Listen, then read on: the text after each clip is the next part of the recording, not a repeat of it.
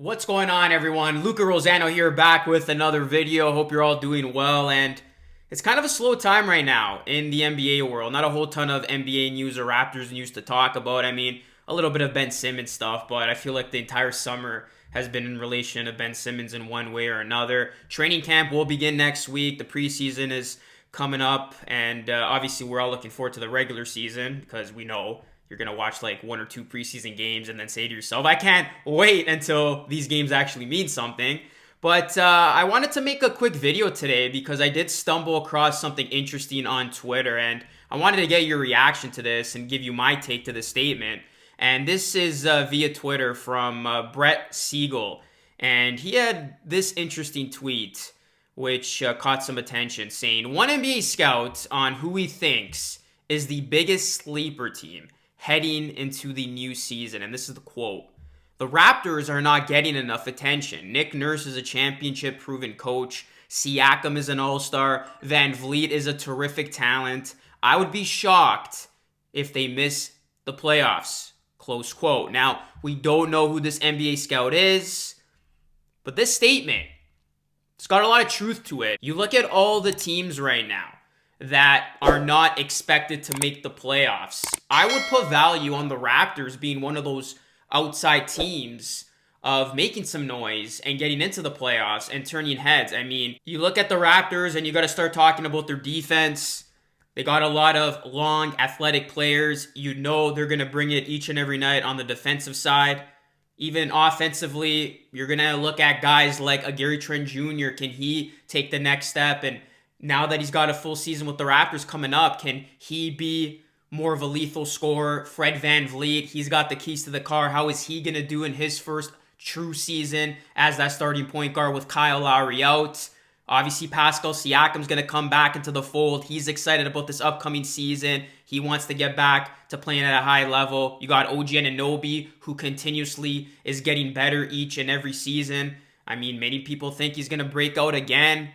You got, Kem Birch coming into the picture. Raptors going to start the season with a true center. You got Precious. And then you got an interesting second unit, guys that could come in and give you some value. Dragic, I think he's honestly could be one of those guys you talk about as a sixth man of the year candidate. I really think he's going to show up for this team.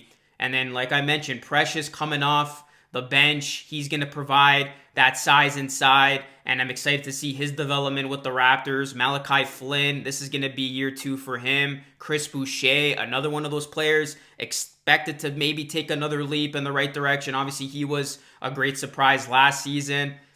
And then Scotty Barnes. How could I forget? I mean, the Raptors draft pick. A lot of eyes are going to be on him. He wants to be here, saying all the right things. His personality is infectious. He's the new fun guy, if you will, if you watch that Blue Jays interview.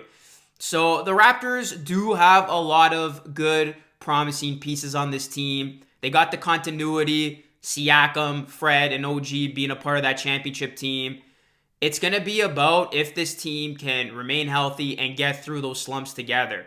And also, can this team on the offensive side produce when they need to? We saw many times last season, late in games, the Raptors were stagnant offensively, looking at each other for somebody to produce something.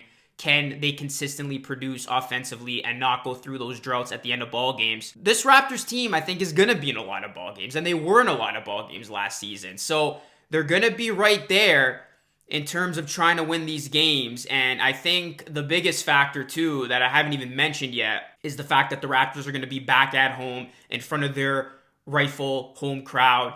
And I do believe that's going to give them some much-needed energy and give them that boost that was missing last season. I think you put that all together, yeah, I would consider the Raptors one of the biggest sleeper teams because, let's be real, no one's talking about them. A lot of people have them missing the playoffs. And a sleeper team is exactly that, a team that comes from out of nowhere and shocks people at the end. So I think the Raptors could be one of those teams that fly under the radar and then all of a sudden they're in your face in a playoff spot and, looking to make some further noise. So what do you think of this statement, guys? Do you agree with it? Do you disagree with it? Let me know your comments down below. Drop a like on the video. It does help it a ton. Please subscribe to the channel if you are new. Make sure you ring that bell, guys. A lot of y'all are watching my content but are unsubscribed. please make sure you're subscribed. Let's hit 25K. Go and follow me on social media. And lastly, consider becoming a channel member today for custom perks and emojis. We'll see what happens this season, and we'll see if the Raptors prove a lot of people wrong and do end up being one of the biggest sleeper teams for the 2021-2022 NBA campaign. All right, that's it, guys. As always, thank you so much for watching, and have yourselves a great weekend. I'll catch you all again next week. Peace out.